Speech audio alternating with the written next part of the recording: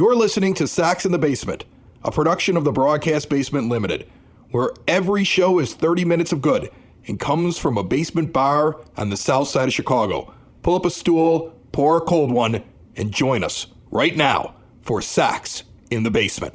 Heard everywhere podcasts can be found, and always at soxinthebasement.com.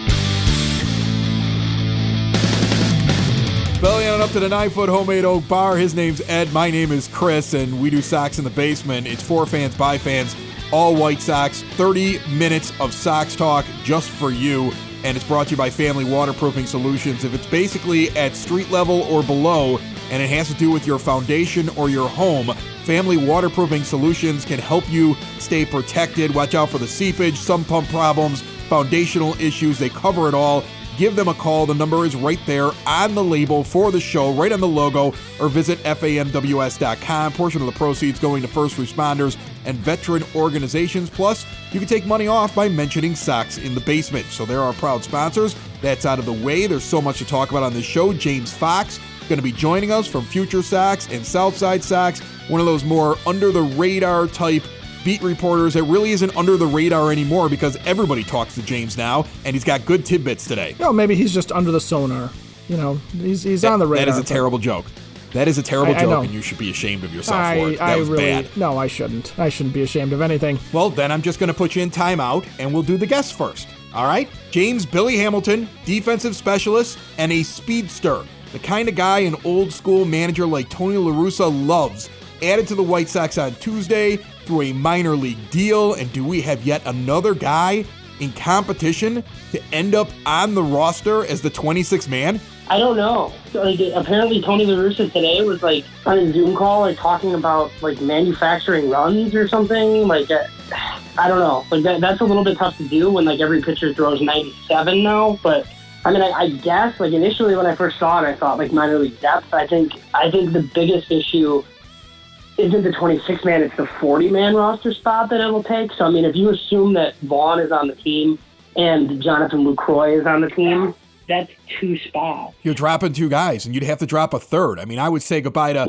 Right. I would think Zavala's gone. I would think that Ruiz is gone, and then you got to find a third you drop off of that 40-man. That would be off the top of my head what I would think would happen if all three of those guys, if you throw Hamilton, all end up on your 40-man roster and break camp with the team. Yeah, so my guess is for Lucroy and Vaughn, it's probably Ruiz because Ruiz is out of option, so he's probably done. And then I think they can put Fry on the 60-day DL and clear a spot that way.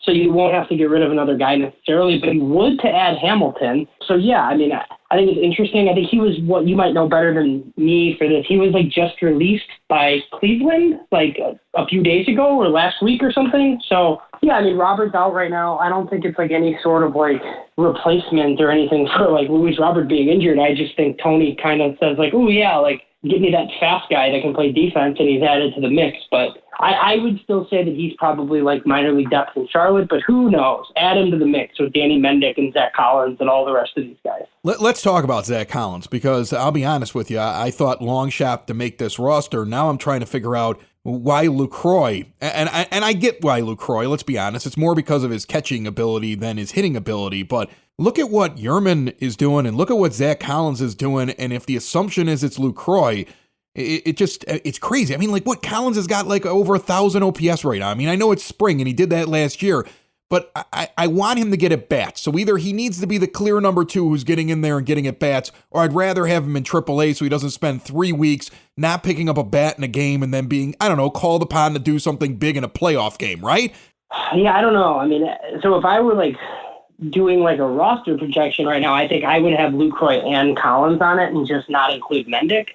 But I don't know what they're going to do, because I kind of feel like Lucroy was signed to be on the team. But like you said, I don't really I don't take a ton from spring training stats, right? But what else is Zack Collins supposed to do exactly, right? He has 120 big league at bats. I think he's already basically mastered AAA. He's made changes, defensively to make him at least functional, in my opinion, and something I said on another show recently. If Omar Narvaez can catch sometimes in the big leagues, I think Zack Collins can too. I think he can hit righties. So, yeah, what do you do with him if he's not on the team? Charlotte's not starting, and for a month.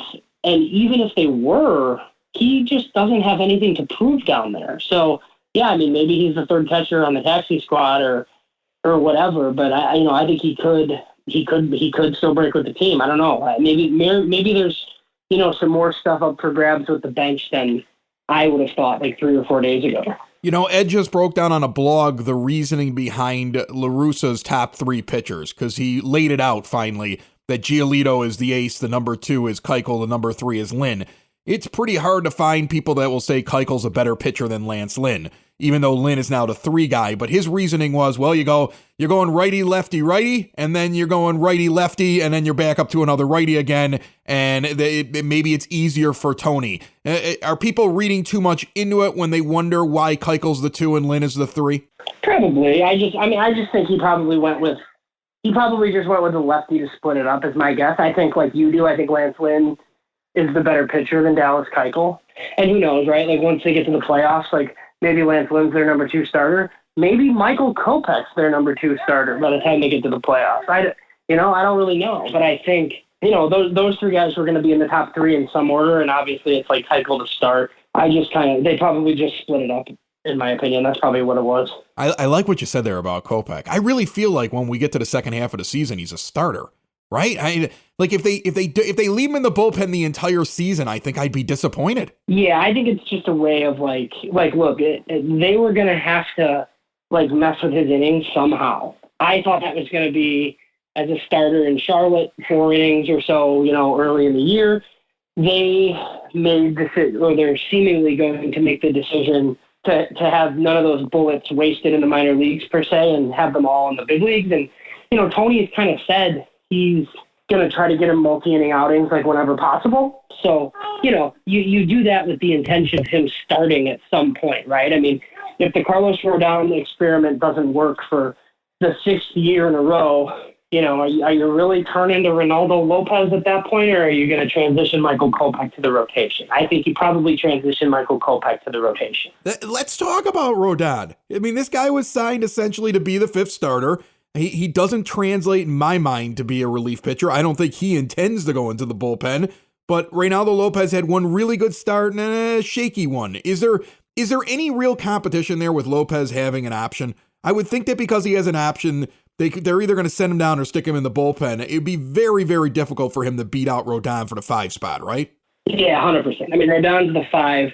Not so much that he was given $3 million, but it's a guaranteed contract. He has no options, so he will be on the team. How long and how long of a leash he has, I don't know. I mean, obviously, I heard your recent show where you talked about the Don Cooper interview on 670, and I laughed because I might have said this to you.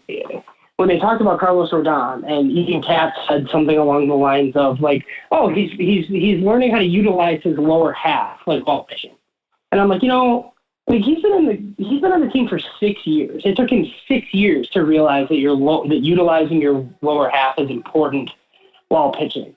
What was Don Cooper telling this guy? Stand tall, chief, and throw strikes, and that's it. That's the gist of the pitching instruction.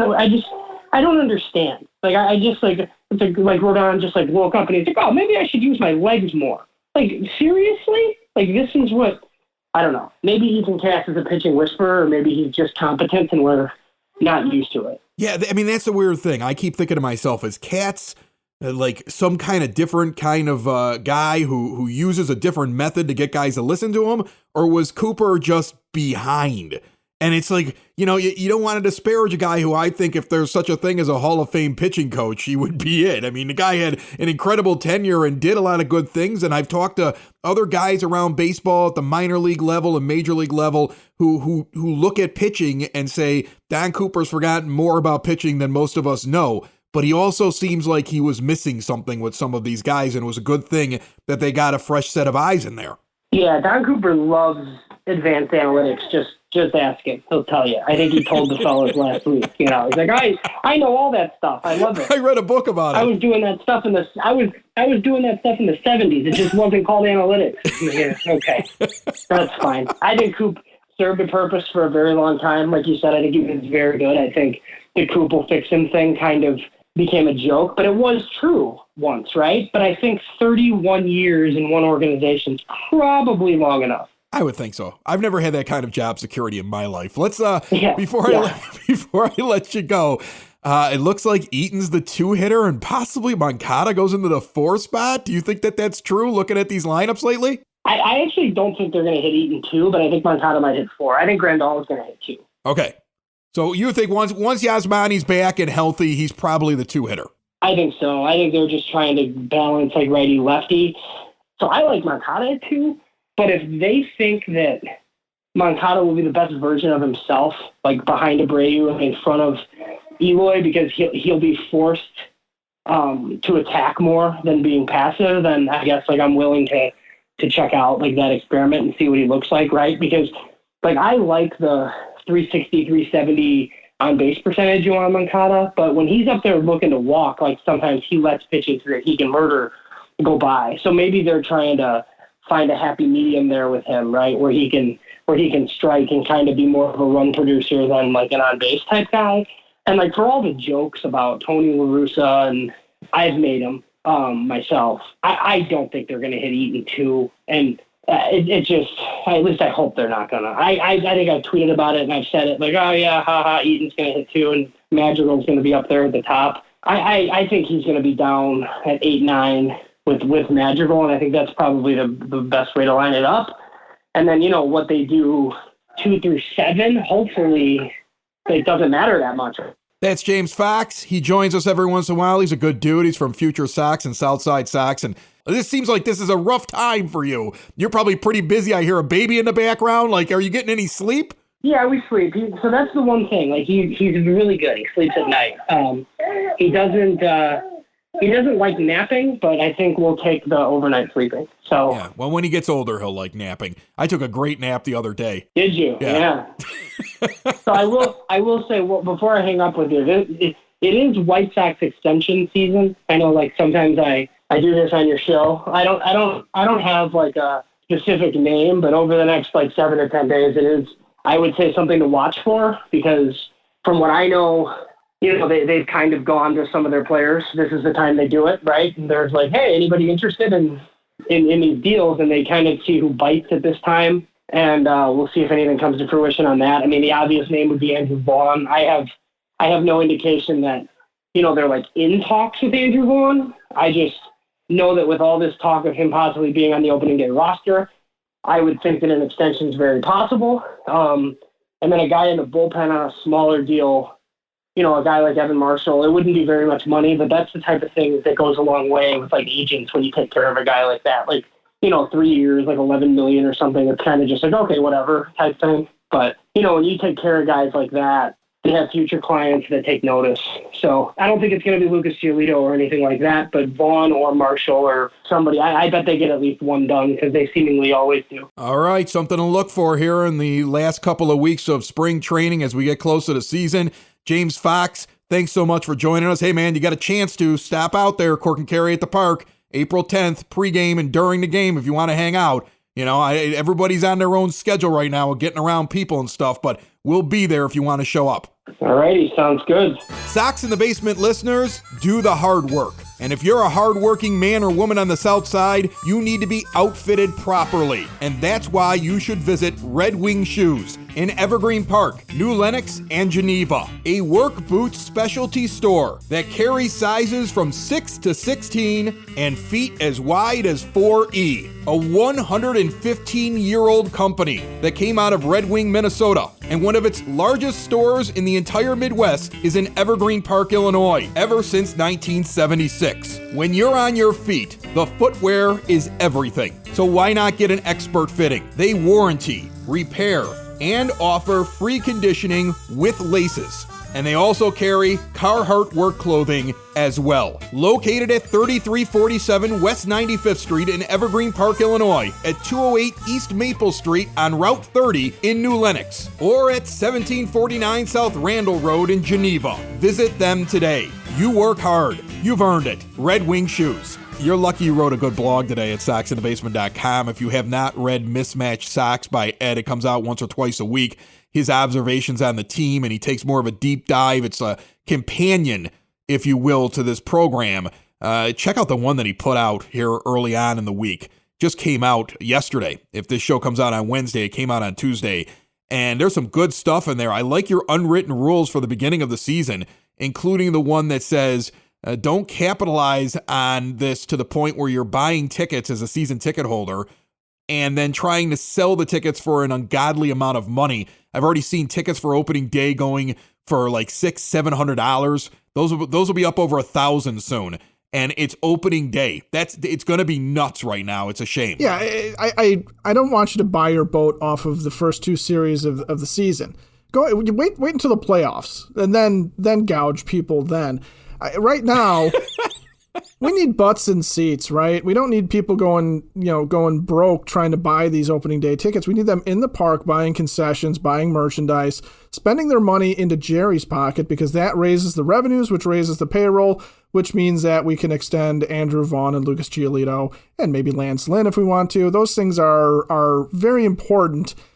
And I'm sorry, upgrading your Hyundai just lower on the list. You can wait until the 2022s are coming out. You'll get a better deal on them anyway. Right. You don't need the blue light that's going to be underneath the chassis of your Hyundai. You don't need that right now. You don't need the extra racing fin. You don't need the new stereo with the tape deck in it. You do realize cars have advanced since 1997, right? Right. Take a breath and understand that if people have to spend too much for the tickets, they're not going to spend very much in the ballpark. And we need Jerry to get rich again because he's poor. And he needs to be rich. He needs to feel secure so that we can add pieces midway through the season if we need it. That was an important point. I like that. The other one I really liked was you pointing out to everybody that in a stadium that big with not a lot of fans, if you start swearing at like a guy in another section, let's say a fan from Kansas City or Adam Eaton, as you pointed out, everybody's going to hear it, including small children. Like, this is not something you could get away with like you used to be able to get away with because there's not going to be very many people in the stands. Yeah, you can't just, like, drop F-bombs after every other pitch. I mean, first of all, I never understood that to begin with because guess what? They're going to throw balls. Not everything's going to be called a strike, so you don't have to F-bomb every time a ball is called. But the other thing, too, is that, this is an opportunity for Sox fans to show that we are a creative, fun bunch of people and that we know how to give a good, proper insult and not just resort to crassness, because you're going to be able to yell this out. Not only will all 8,000 people be able to very easily and clearly hear you no matter where you are sitting in the park, but there's a pretty good chance you're going to make a couple of broadcasts. And if it's on a national broadcast, hey, you might be famous. And I think as White Sox fans, we're aware of what it's going to be like because we've all been to a game or two where there were 5,000 people in the stadium. Yeah. So we kind of know how this is going to be. This isn't all that new. But it's going to be all the time. Yeah. It's just going to be constant. Okay. So get your scorecards out, your White Sox spring training roster scorecards, because there were moves made. Lots of cuts on Tuesday in case you missed them. Zach Birdie, Tyler Johnson, Jimmy Lambert, Jonathan Stever, Bernardo Flores Jr., a left-handed pitching option right there, Blake Rutherford, Gavin Sheets, Zebby Zavala, all on their way to AAA Charlotte. They have been optioned. Mike Rodolfo and Jake Berger going to Class AA Birmingham. And I find it really interesting looking at all those moves that Gavin Sheets still listed as an infielder, even though I heard all this hype, he was an outfielder now. White Sox also reassigning Felix Paulino, Mike Wright, and Cody Medeiros to the club's minicamp. The Sox now have 42 players in camp, 20 pitchers, 4 catchers, 11 infielders, and 7 outfielders, and the beat goes on. Some interesting names there, not going to break camp with the White Sox, but some of those pitchers may be big names in the second half. We explain that next. Hey gang, ever wonder what it's like to be a small business owner? It's confusing. Weird expenses coming out of nowhere. And when you throw in health insurance, forget it. Nobody understands how that works. If you own a business, big or small, it's one of the biggest expenses you have all year long. And yet, we all wait until open enrollment at the end of the year, and then we think to ourselves, next year I'll get a jump on it. And then it's another year of paying way too much. If you're a business owner, big or small, HR representative that wants to impress the boss, give Butch Zemar of Elite Benefits of America a call. Save yourself or your boss thousands or even tens of thousands of dollars a year. Reach out to Butch right now, 708-535-3006, or shoot him an email, butch@elitebenefits.net. And be sure to check out the Zmar podcast. Don't wait till the last minute. Put Butch Zmar to work for you now. So it's obvious it goes Giolito, Keuchel, Lynn, Cease, and it's probably Rodon. They're forcing that in there on you. Yeah. They put up a hype video on Tuesday, like the moment he threw like a good pitch. Like the White Sox are telling you that's your fifth starter. Fine. And then you're going to have in the pen, you're going to have Bummer, Marshall, Hoyer, Crochet, Kopech, Hendricks. And because Fry is not going to start the season, that's an open spot. And I count a second open spot. And you got Lopez and Foster as probably the two front runners, because it seems like they would like to keep Stever and Lambert down to be ready to come back up again. But is there anybody else that you think goes in there? Or do you think that that's pretty much how it shakes out to walk in to opening day with that pitching staff? I think that may be how it shakes out. I think if you're looking for a Jace Fry replacement, you're going to have to look for, is there a lefty that's there that could take that spot? And I don't know, Bernardo Flores Jr. do anything for you? Probably not. We already have two lefties in Crochet and Bummer. And that's why I don't. You could technically say we got two lefties in there. We're not going to worry about a third. And especially because you don't have that Loogie situation anymore, where you can just bring in the lefty specialist for the one batter. Since that doesn't exist, since that was ruled out, I think you could look at the question with Foster is whether or not he repeats what he did last year, and he's scuffled a little bit in his one outing. Lopez, I think the question is, do they want to stretch him out and keep him as a starter, or like a lot of teams, are they viewing him as potentially somebody who's going to come in and is going to do multi-inning stints and be the guy that piggybacks somebody like Rodon, who is not going to go deep into games, or to help preserve an arm here or there. Or you're going to give somebody a break every once in a while, because these guys all pitched 60 to 70 innings at most last season, and now they've got to go out and pitch, 200? Or 180 innings? They can't do that. Everybody's going to need a rest at some point. That's really what Lopez is. And eventually, the idea is in the second half of the season, Kopech comes in and becomes one of the five starters. So I think the White Sox look at this as two halves easily when it comes to their staff. And the staff in the first half is not the same staff for the second half at all.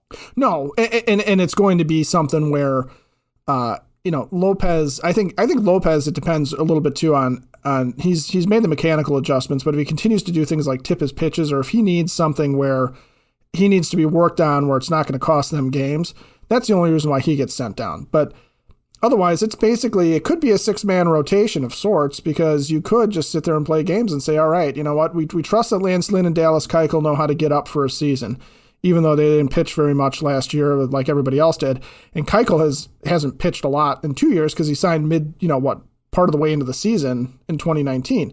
So you have an opportunity maybe to give him some rest. You have an opportunity maybe to give Lynn some rest. I think Giolito's probably going to need a breather every once in a while. Cease is the only one really that you look at and you sit there and go, he's young. Is he set to become a rubber arm? Or was he a guy that was going to do 200 innings to begin with? Or is he someone you're counting on for about 5-6 innings a game? And then Rodon, I think Rodon needs somebody to piggyback him. I think he's almost a bullpen day, because I think he makes it 4, maybe 5 if you're lucky. I don't care about the hype video. He just never has struck me as a guy that's going to go 8 innings on a consistent basis. Think about the beginning of the season and the likely 5 guy being Rodon, and guys like, let's say, Lopez, part of the staff, even though he's on the bench, right? And then think about maybe halfway through the season, instead of Rodon in that starting 5, likely it's Kopech. Possibly Rodon isn't even on the team anymore. I think that's a real possibility. A guy like Lopez might be optioned back to the minors. And you might see a guy like Jonathan Stever up here and Jimmy Lambert for the second half with fresh arms, because everybody has to be kind of timed out because of the amount of innings they all got last year. Like, think about how possible that is. I think you're going to have a very different pitching staff in the second half of the season than the first half of the season, barring weird injuries or strange things happening. And you might even see an acquisition. It's going to be really, really interesting to watch. And as we head out the door, I want to point out real quick to everybody that we had our fantasy baseball draft. I know we brought it up a few times here on the show. And I would like you to tell everybody in a dynasty league, while everybody's going out and grabbing like players that will help them this year, who did I pick with the 10th overall pick, my first pick of the first round? With the 10th overall pick, ownership group led by Christopher Lanuti of the Ninja Black Sox selected pitcher Jared Kelly. That's right, we did. That's exactly That's right. Chicago White Sox farmhand Jared Kelly, who is not going to pitch this year, was your number 10 overall pick. He's going to be the number one prospect next year. He's going to be the number one prospect in the Sox system next year. James Fox told us on this show that that's the guy. If you have to look at who's going to be number one next year, that's the guy. I believe it firmly, and I sunk everything into that for the future because my team's already stacked. But, I mean, I sunk everything into that, and I was like, Jared Kelly, he's going to be on my team for his entire life because I believe this guy's going to be good. And look, man, he might be the next wave of pitchers that come along in a couple of years when, Lucas Giolito decides to hold firm on a really big number and Jerry Reinsdorf's the entire thing. And we're like, well, we got Jared Kelly at least. Like, start to learn those guys. But right now, enjoy what's going on. Like, enjoy Lucas Giolito before he's on the Dodgers. And God, he's so good. Yeah. He's so good. He's so good. Yeah. Just enjoy Lucas Giolito right now. Like, that's all I want people to do. Just enjoy every time he goes out there and takes them out. Just enjoy this season. Really. Just enjoy everything that can happen this year. Man, maybe that's what James Fox is talking about, but I don't think so. Like, if Lucas Giolito signed an extension all of a sudden, like, how happy would you be? Oh my goodness! Like, I mean, that you'd be giddy, right? Yeah. You'd be pants off, dance off, wouldn't it? Well, it's that way every day for me anyway, man. I'm a happy guy, but in that situation, I might have to lose the shirt too. Sox in the basement. Sox in the basement. Sox in the basement. Sox in the Basement. Heard everywhere a podcast can be found, and always on soxinthebasement.com. Hey, White Sox in the Basement. It's me again, Roy. I've been seeing online. I said, how much can we drink? Y'all, how much can we drink? Well, I know I'm going to down them Coors Light. Like no day tomorrow, they don't start winning. I'm going to start downing every day. If they lose, I'm going to down me a Coors Light. Y'all have a good one. Go White Sox.